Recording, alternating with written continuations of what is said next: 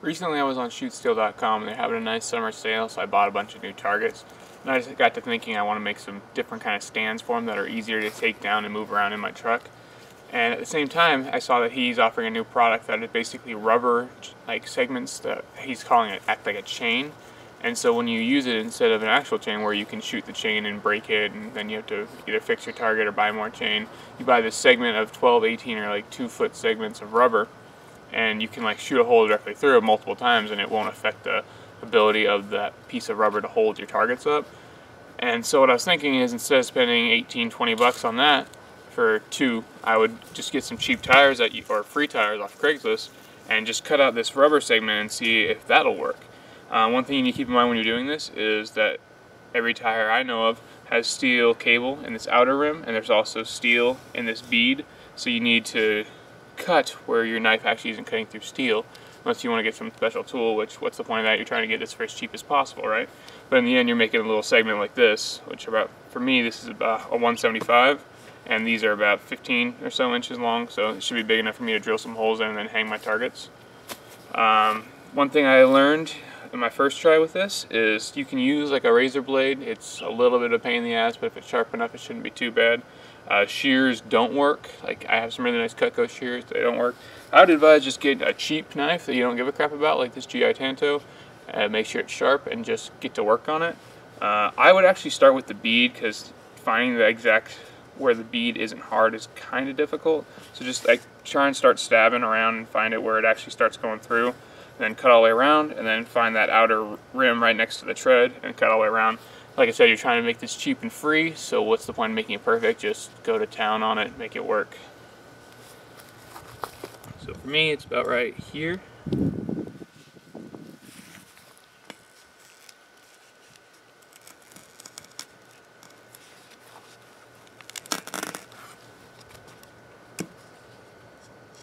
Make sure you're being careful when you're doing this. There you go. The first couple stabs are the hard ones because they got a lot of friction with the inner rubber core. But once it starts opening up, it gets a lot easier.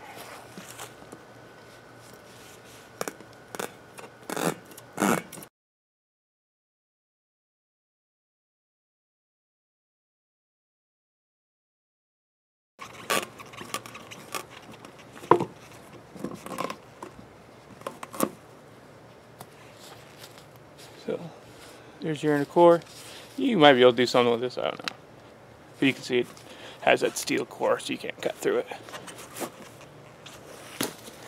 And then you're just going to cut along the outer perimeter. I think this one's a lot easier.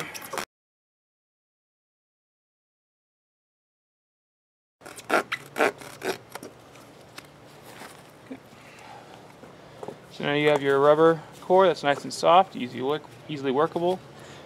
Move this away for now.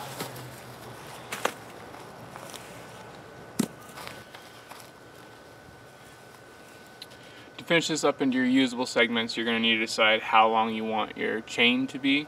So what you can do is you can cut it in half, cut it in quarters, cut it in thirds, whatever you need to get your proper length.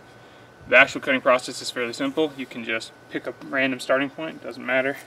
Cut through, it's pretty soft, and you can actually cut it reasonably deep and then just rip it the rest of the way. And then just fold, like I'm doing quarters, because that'll give me about a 15-inch usable distance. If I pretended it was straight, like from the two tips, be about 15 inches. And then fold it in half, or whatever mark you want it to go to. Put it down, do your little scoring mark, and continue the rip.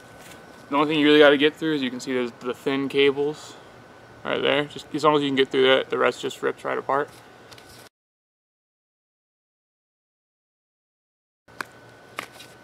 There you go, and then you repeat the same thing with the other half. At this point, just take your rubber strip, find something you don't mind drilling a hole into, and drill your hole. I'm using 3/8 inch, that's what kind of bolts I got. Try and give yourself some space from the end, so that because it's when you put a bolt through and you add the weight of your steel target, it's going to pull a little bit, but there are still steel cables running through here. So as long as you give yourself enough space, it shouldn't rip out. Just, I don't know, add like 3/4 inch, half an inch, something like that. Drill your hole. Just make sure it goes all the way through, and then pull it back out, and you got a nice hole. Do it with both sides on all your targets and give it a test, and you should be good to go. So be sure to take whatever carriage bolt you're using and pass it through the hole before you just keep going and drilling all your holes to make sure it actually fits. The rubber does make it kind of a tight fit, but you can see it passes right through. And then I would give it a test to make sure your tire's okay. Just kind of grab the bolt, pass it through so that way you can get a good grip on it, and then just like start yanking on it, make sure it doesn't tear through. There'll be a little bit of popping, but that steel cable should stop it. And that means it should be able to hold the weight of your targets just fine. At this point I'm going to start building the actual stand, and like I said, I want to make this thing able to be takedown and then also transported on the truck. I'm making 2 long distance single rifle stands and then also a kind of a closer range pistol stand with multiple targets on that one. So what I've decided to do is I just decided to buy these sawhorse brackets at Lowe's. I think I got for like $6.50, and that's going to make it what makes it so transportable, because you're going to make basically your vertical supports are going to be 2 legs each with the sawhorse. The target ones I'm doing are 4 feet roughly. So what I did is I just took a normal 2x4, which go to 92.5 inches, and I just cut them down to 46.25 inches each. And then I'm going to put the sawhorses over the top, just put a couple of rusty nails in to kind of hold them in place. Then I also have another 4-foot horizontal support, which I'll actually hang the target from. So when it's all broken down, you'll have 1 piece holding your target, and then 2 4-foot segments that all should easily fit inside a truck.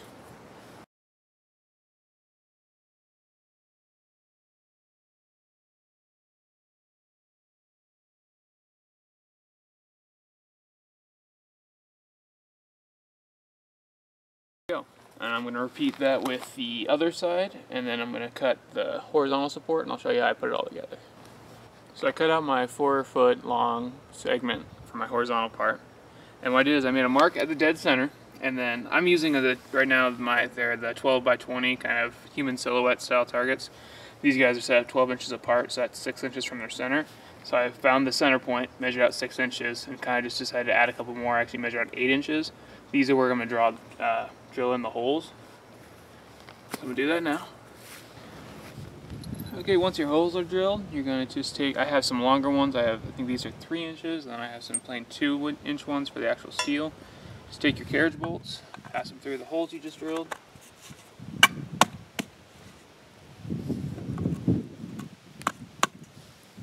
I like to hammer them in to try and get the rectangle at the base of the circle kind of seated into the wood. Flip it over. Then you want to pass your rubber through.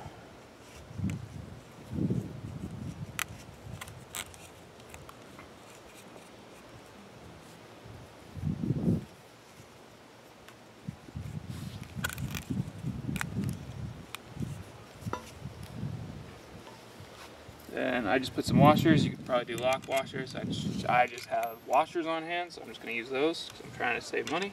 And then some bolts. Nuts on the end, I mean.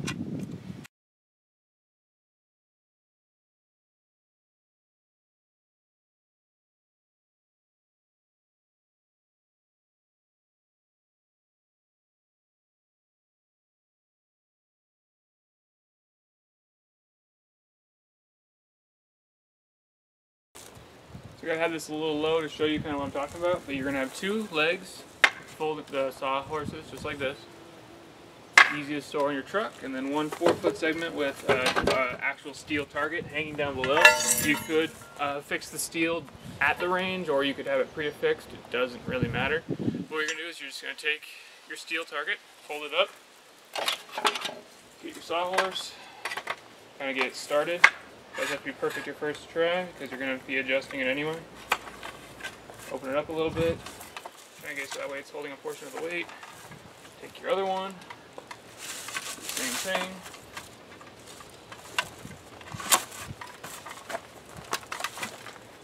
Then at this point you can start fine-tuning it, making sure the clamps are stable and the legs are as wide as they possibly can be. That's actually probably the most critical part, is make sure they're wide.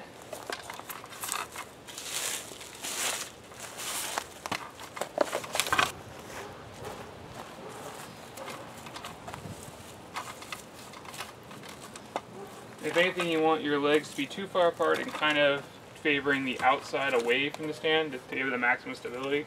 You definitely don't want it kind of cantilevered in towards it, otherwise it'll tip towards that direction. And then I can't shoot in my backyard, but I plan on doing an actual field test, but just kind of show you right now. Here's just a piece of rubber so I don't get hammer fragments in my face. But you can see I'll hit it as hard as I can. And no movement in the stand whatsoever. The rubber and the target swinging is what's going to absorb the bullet impact. There shouldn't be any sort of real pressure on your stand. If you are getting some weird stuff, I don't know if there's some paracord over the top, if it's like flipping out, I don't see how it could the only issue it probably has if you're not on a level surface, it might knock it whatever direction the surface of the hill is leaning towards. So you might need to do something with your legs, either like maybe put some eyelets and a stake down there, like some tent stakes.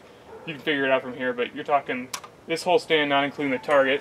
This is free. These were like $1 for the two, so I probably spent $2 there. If you had to buy your own, this would be a total of 2.5 2x4 studs, so you're talking, let's just say $7, $7.50, and then these brackets, those were $6.50. So you're still talking less than $20 for your stand, and everything's fine. If you put a hole through here, it should hold. If not, then go get another free tire on Craigslist. They're easy to find. You put a hole through your stud, you replace the stud. It's nice and simple, and you can take it down and shove it. I mean, you could probably shove this on a motorcycle if you really wanted to. I'm going to make one more like this, and I'm also going to kind of put together my pistol stand. I'll show you the pistol stand. I don't know exactly how I'm going to make it yet, but we'll see how it comes down.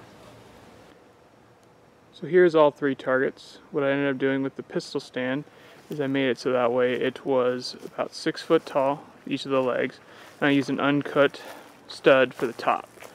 Because the targets I bought were like the sale items. They're like, I can't remember, it's like a military steel. It's like a difference of like AR 350 to 400, different name, but they were freaking cheap, and I'm just using those pistol targets. They're 5/16 of an inch, but they only had one hole, so I had to do kind of a weird configuration where I had 2 bands, 2 of the tire curves going down to it, because if you did one, they would curve towards whatever direction the curve of the band was.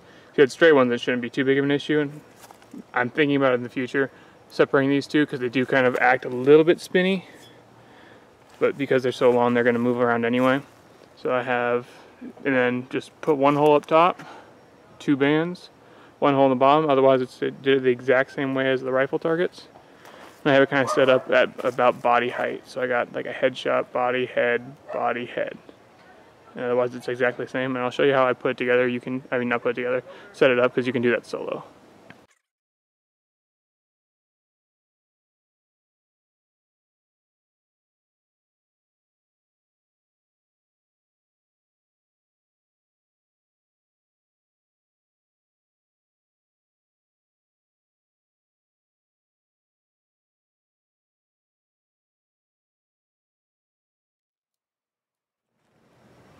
So I moved it back to center since it was a little off camera.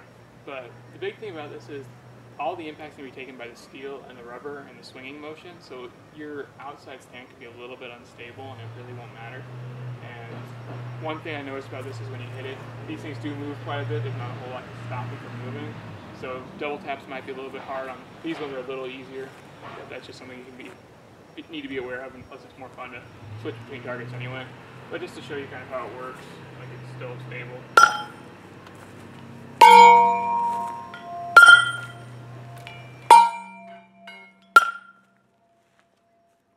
So there you go, I got 2 long-range rifle targets and 1 short-range pistol stand. I did all this work in about 3 hours with plenty of breaks because it's bloody hot out right now. But this thing should hold up just fine. Now I just need to paint them and then go test them out in the actual field with real guns, and we'll see how they hold up. Just a quick view of what they look like with some paint that I found for free on Craigslist. I think the yellow will really make them pop out, make them a little easier to hit.